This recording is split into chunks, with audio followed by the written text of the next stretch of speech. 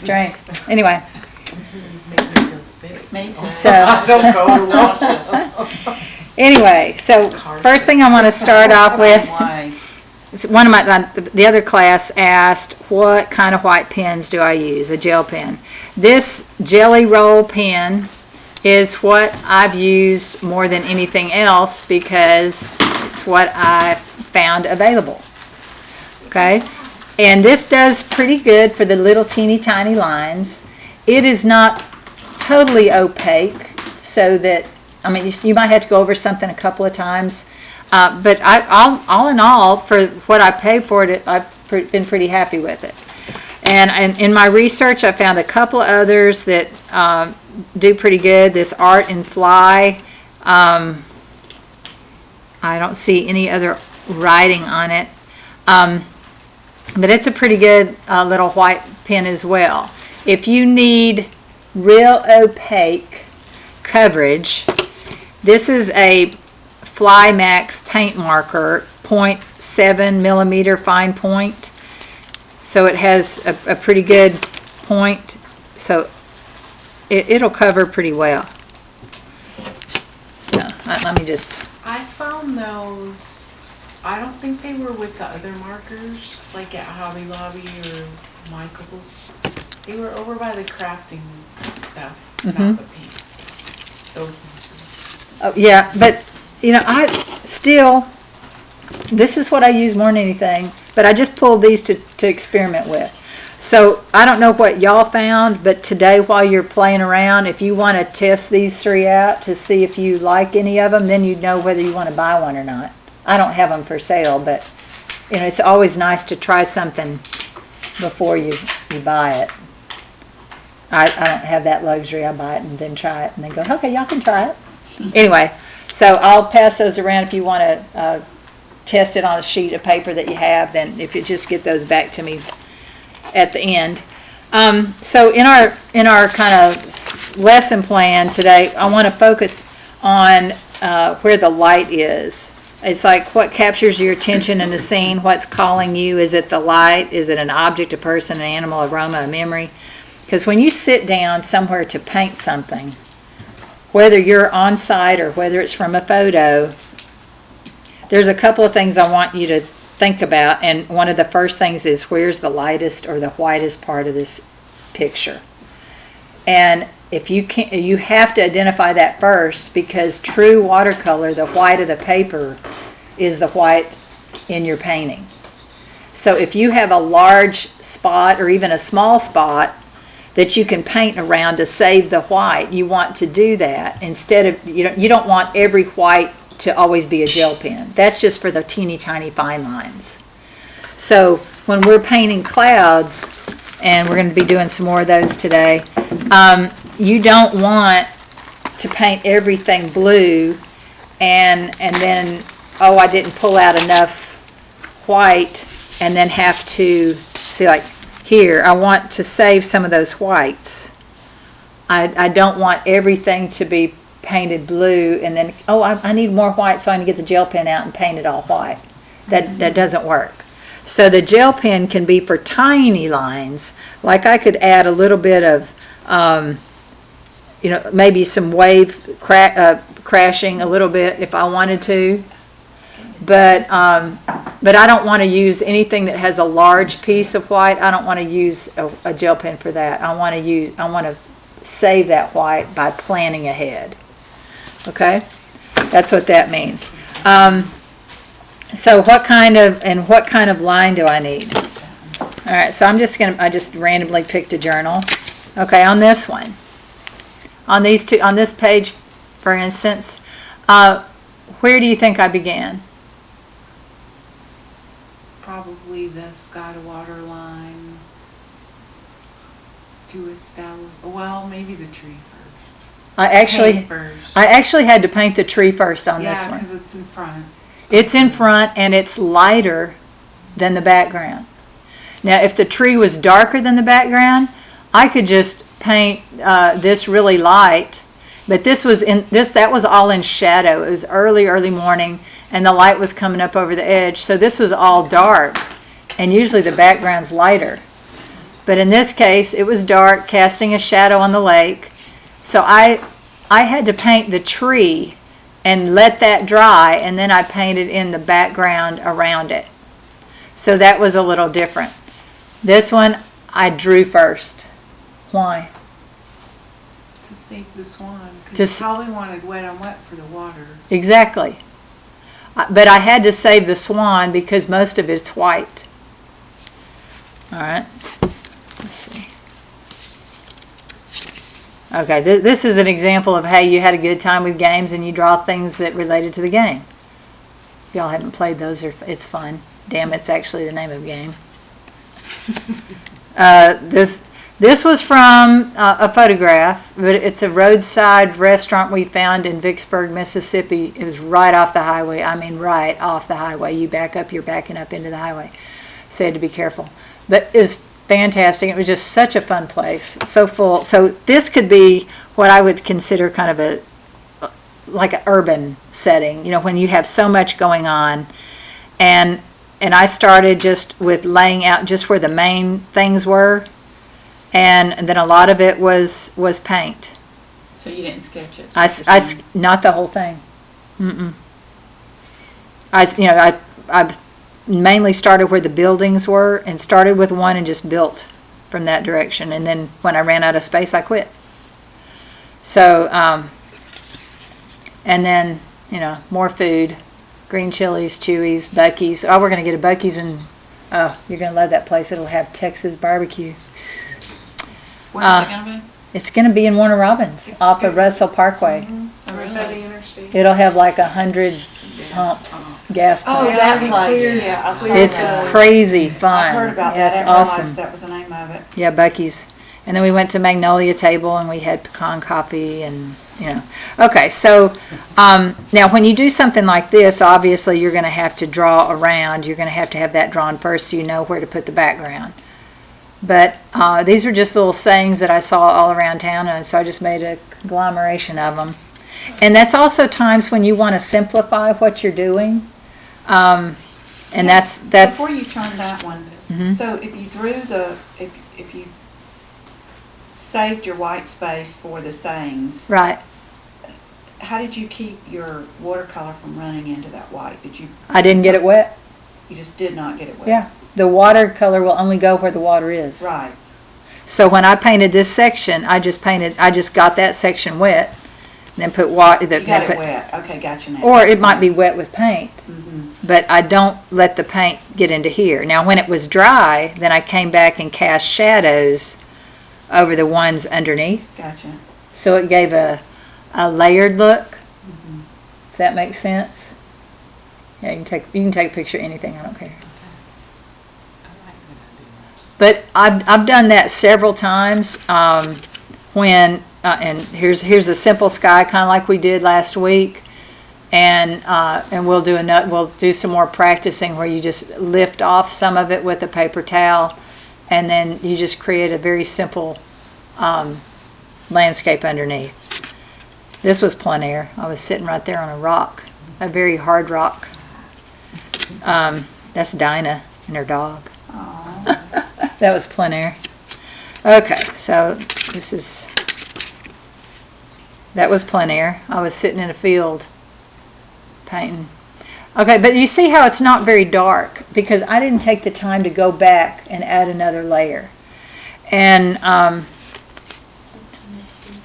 one's fairly dark, but Goats on a Roof, that's from our trip. Yeah, Debbie and I took a trip to, and that was the morning view and our little present from Suzanne. Food, it's always good. Okay. Here's another example of we went to a restaurant, and instead of drawing the front of the restaurant that might be really detailed, I looked at the logo of the name of the restaurant, and we all shared a really nice bottle of wine, and then I wrote about it. Yeah. So you don't have to paint everything, and we played Relative Insanity, and this was a mural on one of the buildings in Waco. But finding ways to simplify what you have. It's helped me with my oils, because if I don't have much time to spend on it, then I'm going to look at what's important and leave out the other stuff. So that's part of it. Where is it? Of course, these are fairly detailed. We'd just gone to Jekyll, and we went to the Turtle Museum. It's hard to get darks in the background. I had trouble with my knee. That's my X-ray. Okay, here's another example of skies. And we're going to be working on skies like this, where part of it is a controlled edge, and then we have grays and neutrals that create the other bends in the clouds. And this one even blurred into the ground, and you let it dry and then come back and create trees. A doggy, isn't he sweet? That's Rex. Lady I was rooming with brought her dog. Morning coffee. Anyway, y'all have seen that one.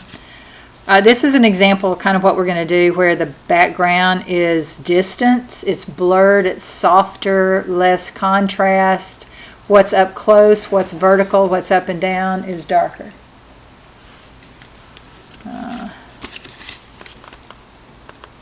Oh, here's another example of the circle thing, of the draw. If we were at Wild Acres, and Edna and I were driving around, and we kind of got lost. It's like we've been here before many times, and scenic route. This looks familiar, which way do I go? These are all the different places that we ended up going. It's funny. And it's just capturing the day, but in a very simple way. Make it easy. Happiness is not a goal, it's a byproduct of a life well lived. I love that one. Okay. Who's Edna? Edna Garrett. Oh, I know Edna. You know Edna Garrett? Yeah, we were roomies in a trip. Love her. She's a fun lady. Okay, so we talked about some of this last week, where your lightest light in a landscape is usually the sky. Next is your horizontal plane, field, water, or road. Slanted plane, which is hill or embankment. Y'all can read. Darkest value is your verticals, and the sky is usually lighter toward the top. So a lot of this could be the same as in oil painting or acrylic painting, but when you're doing watercolor, you've got to start from the lightest color. So let's get our paints out and get your water in your reservoir of your pen. And is there anybody that needs water, needs paper towels, anything? I'm going to squeeze my tea. And yeah, restrooms either direction. Jennifer, there's one right through there and one right through here. Okay. Needed. Thank you. Okay. And paper towels I usually clip to my watercolor kit so it doesn't fall on the floor or blow away if I'm outside.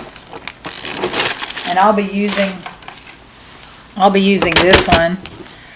It has an additional row of watercolors in it, but I won't be using those. Those are the professional grade that I was testing.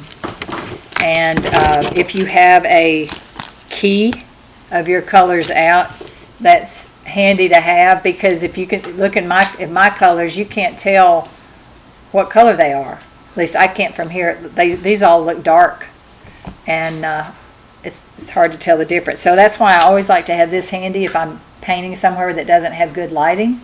At least I can see what colors are what. Now, I painted enough with this that I probably remember, but anyway.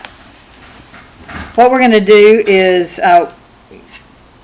work with a little bit of sky and distance.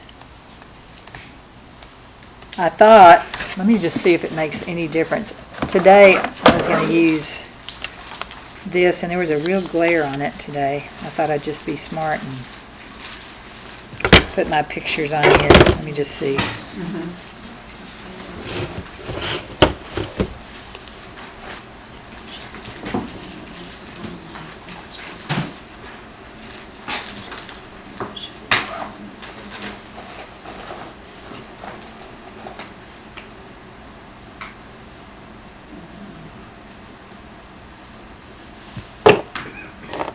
Okay, see, that's decent. Earlier today, when I put it up, it was all washed out. And I don't know why now would be any better. Now, I know my view, I might not have glaring lights. Or is there, I know there's one light, like, right here. Other than that, is there any glare from where y'all are sitting on the TV? Just that one. Just that one? Okay.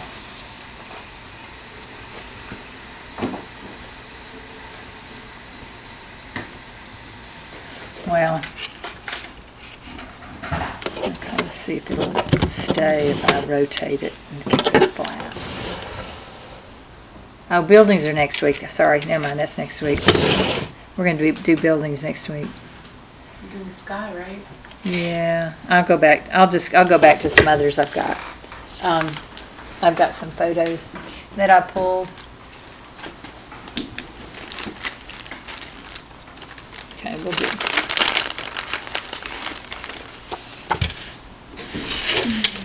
All right.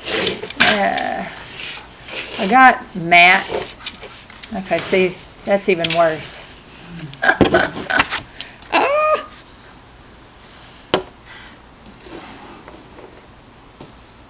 Okay, well, this is what I'm going to look at. What I want you to do is just watch me, and then I'll let y'all take a pic. Maybe if you take a, I've got 2 copies is all I have of this one, but I'm going to paint it real quick, and then I want y'all to try it, and then I can walk around and help you while y'all are painting because I won't be painting. So this is what I'm going to go for. And when I look at a sky, I want to analyze first, okay, my lightest light is right in here, right along in here, and up in here. This is a lot of orange. I've got some purple in here, purples and blues up here. What do I know about orange and blue? They're complementary. They're complements. What happens when they get too close together? Mud and oils. Yeah, you can do this. The same thing can happen in watercolor.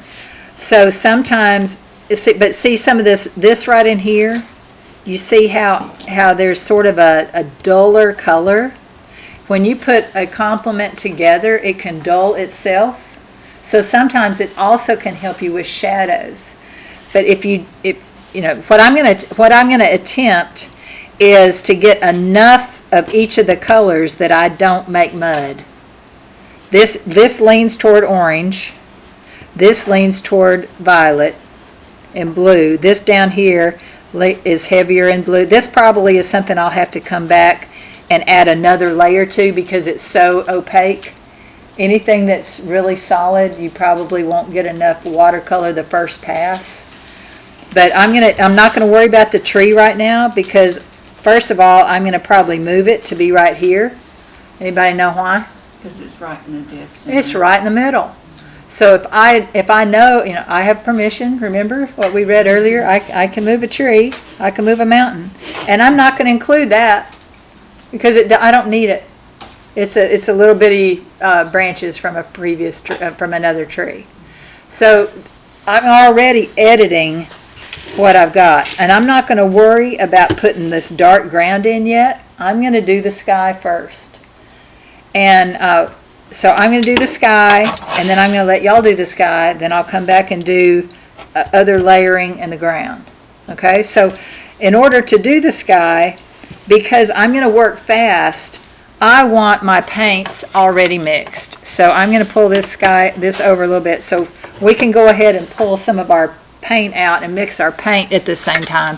But I really want you to watch me when I paint. So I have this, I know I'm going to need blue, and I look at my card And I can say, okay, I like this blue. This blue right here is very similar. See how very similar that is to that? And that's that second blue on my, so I think that's what I have right in here. So I'm going to go ahead and wet it. And I'm going to put some of that blue in here. So I'm just going to load my brush, rub my brush on the side. Y'all can do that with me. We're just preparing our palettes. Because I want to paint pretty wet next to wet, I want my paints already mixed. Now if I'm really on the go and I don't have time to leave I might not paint this wet, but I always want more than one blue, and so I'm going to probably get I'll probably get the one next to it. No, I'm going to go for this one up here.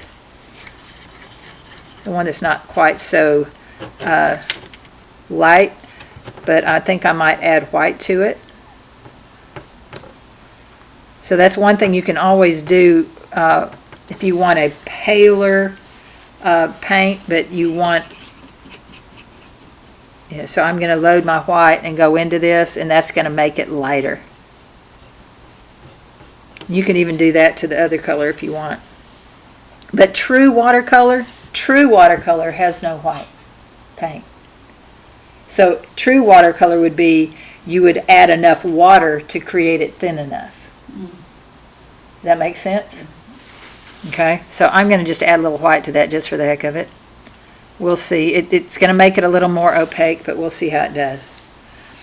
And I know I want orange, and see, my palette right now is really a mess. So this is when, okay, I need a clean space, so I just wet it, wipe it off, and I want an orange. Now this is a fairly pale orange, and I have a pale orange right there. It's kind of the last one at the top. So I'm just going to load my brush, and I'm going to put some just of that straight orange to the side, and then I'm going to load my brush with the pure orange right next to it and put it next to it. So those are my pre-mixed colors. And at times, if I want it bright, more vibrant, I might go straight into my palette. But this is going to give me a nice beginning. And I'm going to flip this around so you can just see the bottom, and I can move it all up to where hopefully you can see the whole process at once. And y'all, of course, y'all can look at any of the YouTube videos, whether it's this class or not.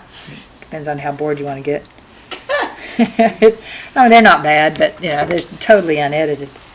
Okay, so most all of this sky is a soft edge. When I get down to, now I might leave that one out, that little cloud out. I might put another cloud further down here, but putting one right there, I don't know, it's kind of all by itself, and if you put it down and you don't like it, it's going to be hard to remove. You're talking about the dark one? I'm talking about that dark one that's isolated all by itself. I really like this because it connects you to the darks. I like that. But that one I might leave out.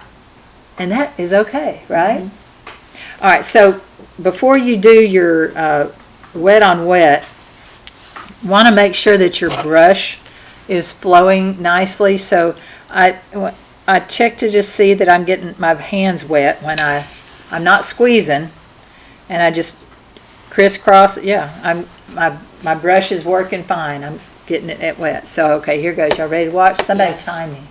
Time me? Hold on. Okay, I want to finish this in probably less than 5 minutes. I'm just doing the sky. Okay, ready? Mm-hmm. All right, so I'm wetting. So I am squeezing a little bit and going down to where I think the ground is. It's very shiny.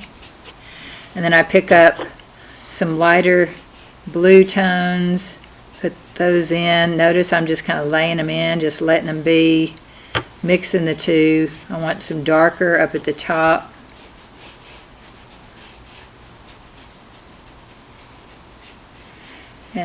and I'm not worried that it's exactly like the photo.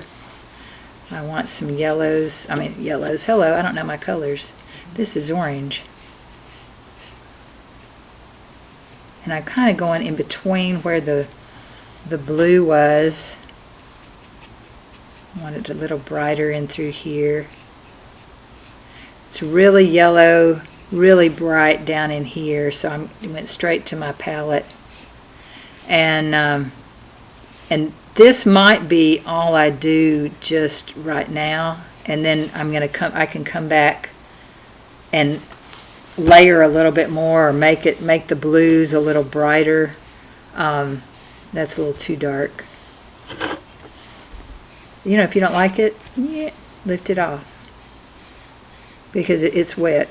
So, but I want a soft edge on all of that, and I'm going to come back even while it's wet here and put a little bit. Now that's too pure. I want it to dull it just a tad, so I'm adding a little bit of blue to that, so there'll be a little bit of tonal change. A tiny bit of blue. See where it's still orange, but it's making it a little darker. There's actually some pink in there too. I wasn't even paying attention. So if you wanted a little pinker, you can add just a touch, but it's still wet. Okay, that's good enough. How long was that? It's 2 minutes and 7 seconds. 2 minutes and 7 seconds. Okay, so I'm going to stop this, and I want you